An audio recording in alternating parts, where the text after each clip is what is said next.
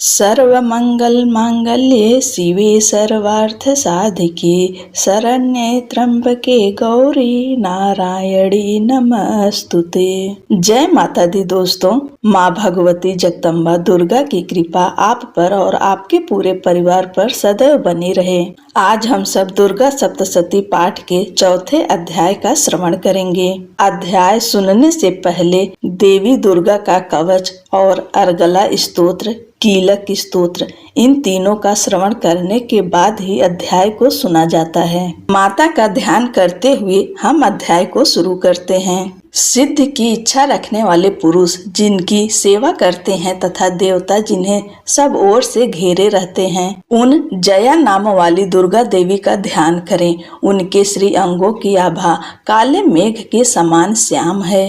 वे अपने कटाक्षों से शत्रु समूह को भय प्रदान करती हैं। उनके मस्तक पर आबद्ध चंद्रमा की रेखा शोभा पाती है।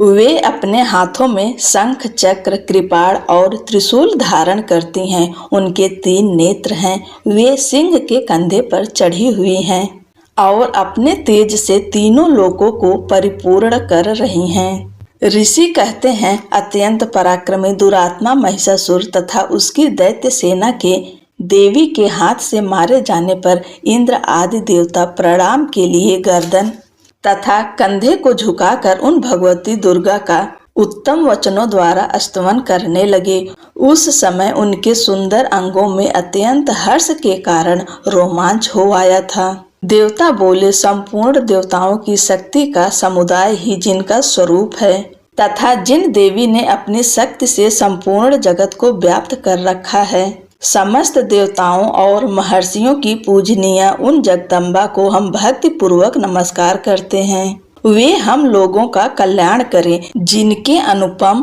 प्रभाव और बल का वर्णन करने में भगवान शेषनाग, ब्रह्मा जी तथा महादेव जी भी समर्थ नहीं हैं। वे भगवती चंडिका संपूर्ण जगत का पालन एवं अशुभ भय का नाश करने का विचार करें।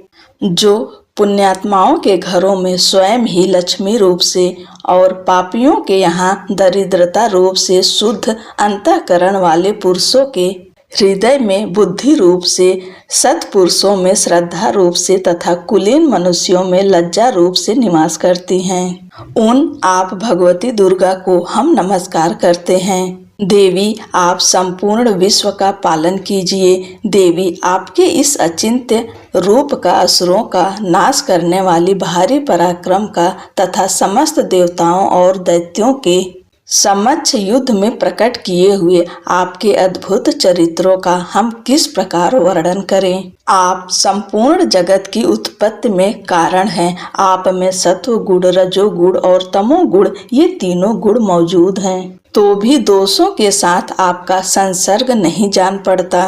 भगवान विष्णु और महादेव जी आदि देवता भी आपका पार नहीं पाते।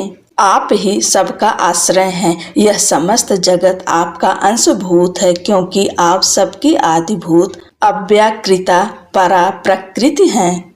देवी, संपूर्ण यज्ञों में जिसके उच्चारण से सब देवता तृप्त लाभ करते हैं, वह स्वाहा आप ही हैं। इसके अतिरिक्त आप पितरों की भी तृप्ति का कारण है, अतएव सब लोग आपको स्वधा भी कहते हैं। देवी, जो मोक्ष की प्राप्ति का साधन है, अचिंत्य महाव्रत स्वरूपा है, समस्त दोषों से रहित जितेंद्रिय तत्वों को ही सार वस्तु मानने वाले तथा मोक्ष की अभिलाषा रखने वाले मुनिजन जिसका अभ्यास करते हैं, वह भगवती परा विद्या आप ही हैं। आप शब्द स्वरूपा हैं। अत्यंत निर्मल ऋग्वेद, यजुर्वेद तथा उद्गीत के मनोहर पदों के पाठ से युक्त सामवेद का भी आधार आप ही हैं। आप देवी त्रय, तीनों वेद और भगवती 6 ऐश्वर्यों से युक्त हैं। इस विश्व की उत्पत्ति एवं पालन के लिए आप ही वार्ता, खेती एवं आजीविका के रूप में प्रकट हुई हैं।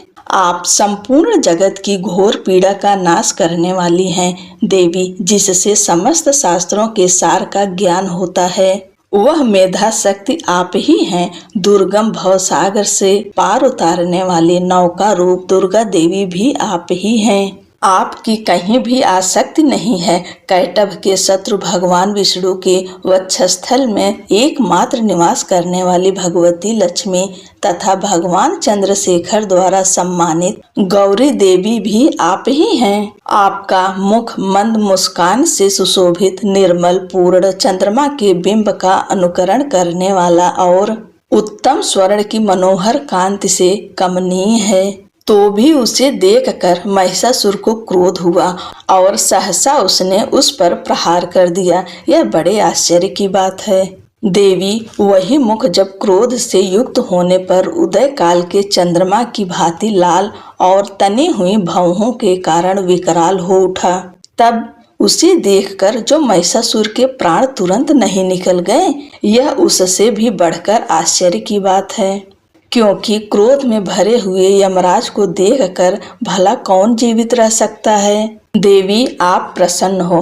परमात्मा स्वरूपा आपके प्रसन्न होने पर जगत का अभ्युदय होता है और क्रोध में भर जाने पर आप तत्काल ही कितने कुलों का सर्वनाश कर डालती हैं। यह बात अभी अनुभव में आई, क्योंकि महिषासुर की यह विशाल सेना क्षण भर में आपके कोप से नष्ट हो गई।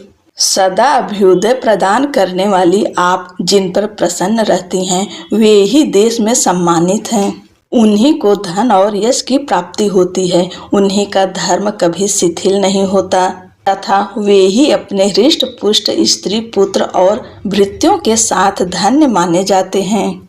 देवी आपकी ही कृपा से पुण्यात्मा पुरुष प्रतिदिन अत्यंत श्रद्धा पूर्वक सदा सब प्रकार के धर्मानुकूल कर्म करता है और उसके प्रभाव से स्वर्ग लोक में जाता है। इसलिए आप तीनों लोकों में निश्चय ही मनोवांछित फल देने वाली हैं।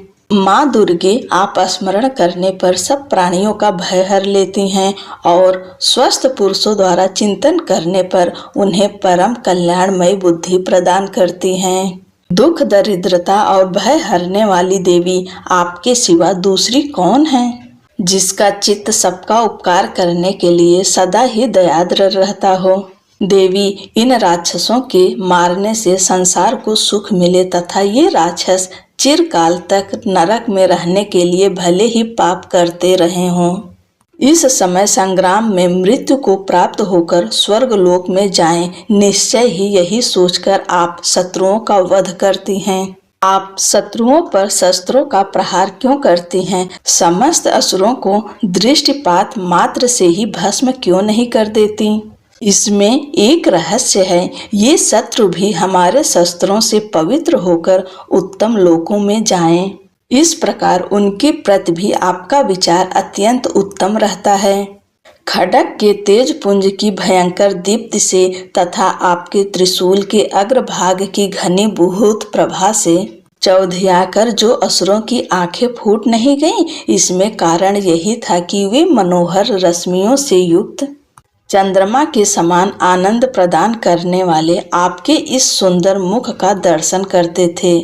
देवी आपका शील दुराचारियों के बुरे बर्ताव को दूर करने वाला है। साथ ही यह रूप ऐसा है जो कभी चिंतन में भी नहीं आ सकता और जिसकी कभी दूसरों से तुलना भी नहीं हो सकती, तथा आपका बल और पराक्रम तो उन दैत्यों का भी नाश करने वाला है जो कभी देवताओं के पराक्रम को भी नष्ट कर चुके थे। इस प्रकार आपने शत्रुओं पर भी अपनी दया ही प्रकट की है। वरदायिनी देवी, आपके इस पराक्रम की किसी के साथ तुलना हो सकती है तथा शत्रुओं को भय देने वाली एवं अत्यंत मनोहर ऐसा रूप भी आपके सिवा और कहाँ है। हृदय में कृपा और युद्ध में निष्ठुरता, ये दोनों बातें तीनों लोकों के भीतर केवल आप में ही देखी गई है। मातः आपने शत्रुओं का नाश करके इस समस्त त्रिलोकी की रक्षा की है। उन शत्रुओं को भी युद्ध भूमि में मारकर स्वर्ग लोक में पहुंचाया है तथा उन्मत्त दैत्यों से प्राप्त होने वाले हम लोगों के भय को भी दूर कर दिया है। आपको हमारा नमस्कार है। देवी आप शूल से हमारी रक्षा करें। अंबिके आप खड्ग से भी हमारी रक्षा करें तथा घंटा की ध्वनि और धनुष की टंकार से भी हम लोगों की रक्षा करें। चंडी के पूर्व, पश्चिम और दक्षिण दिशा में आप हमारी रक्षा करें तथा ईश्वरी अपने त्रिशूल को घुमाकर आप उत्तर दिशा में भी हमारी रक्षा करें। तीनों लोकों में आपके जो परम सुंदर एवं अत्यंत भयंकर रूप विचरते रहते हैं, उनके द्वारा भी आप हमारी तथा इस भूलोक की रक्षा करें।